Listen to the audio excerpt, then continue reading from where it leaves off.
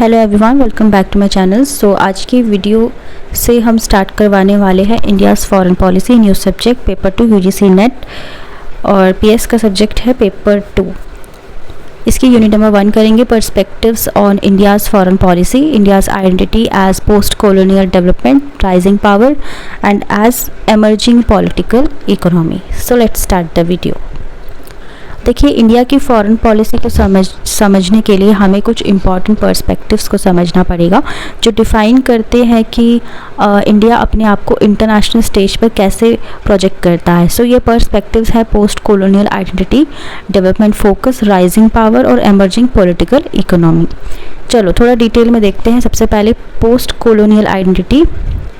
देखिए, इंडिया एक post colonial nation है जो 1947 में ब्रिटिश कॉलोनाइजेशन से आज़ाद हुआ। इस वजह से इंडिया का फॉरेन पॉलिसी अप्रोच इंडिपेंडेंट और सेल्फ रिलायंट होने पर फोकस्ड है। कॉलोनाइजेशन के बाद इंडिया ने नॉन अलाइनमेंट मूवमेंट यानी NAM का लीडरशिप रोल अपनाया, जिसमें इंडिया ने यूएसए और यूएसएसआर के बीच की कोल्ड वॉर राइवलरी में किसी एक साइड को सपोर्ट नहीं किया, यानी किसी को भी सपोर्ट नहीं किया। इंडिया ने कॉलोनियल डोमिनेशन का एक्सपीरियंस किया था, इसलिए उसकी फॉरेन पॉलिसी सॉवरेन डिसीजंस लेने पर फोकस्ड होती हैं बिना किसी बाहर के प्रेशर के। इसलिए इंडिया डेवलपिंग कंट्रीज़ का एडवोकेट बन गया जो अपनी आज़ादी और राइट्स के लिए फाइट करता है। Now development focus. देखिए, इंडिया की फॉरेन पॉलिसी का एक बड़ा एस्पेक्ट डेवलपमेंट है। आज़ादी के बाद इंडिया का गोल अपने इकोनॉमी और इंफ्रास्ट्रक्चर को डेवलप करना था।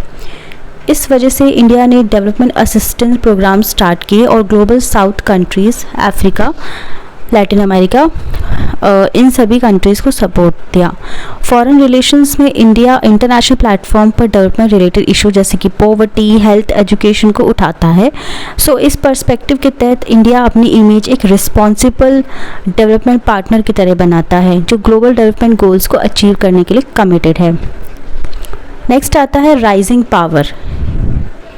इंडिया अब एक राइजिंग पावर की तरह देखा जाता है जो मिलिट्री, इकोनॉमी और डिप्लोमेटिक स्फेयर्स में अपना सिग्निफिकेंट रोल प्ले कर रहा है।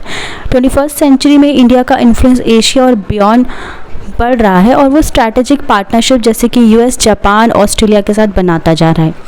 इंडिया का मिलिट्री और न्यूक्लियर कैपेबिलिटी भी एक इम्पॉर्टेंट फैक्टर है। इंडिया अब ग्लोबल सिक्योरिटी और डिफेंस डायलॉग्स में एक्टिवली पार्टिसिपेट करता है। एग्जाम्पल के लिए इंडिया का रोल क्वाड यानी कि क्वाड्रिलेटरल सिक्योरिटी डायलॉग में जो इंडो पैसिफिक रीजन में चाइना के ग्रोइंग इन्फ्लुएंस को काउंटर करता है।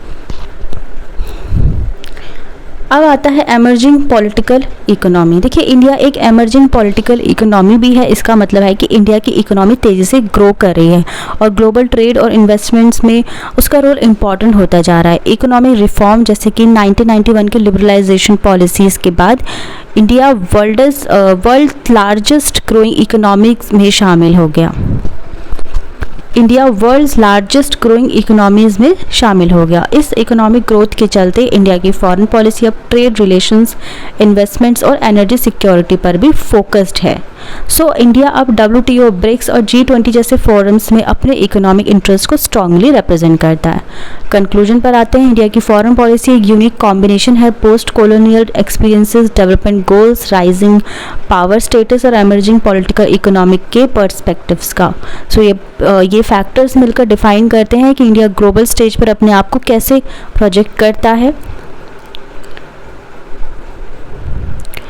किस तरह के अलायंसेस बनाता है और कौन से इश्यूज़ पर अपनी लीडरशिप शो करता है।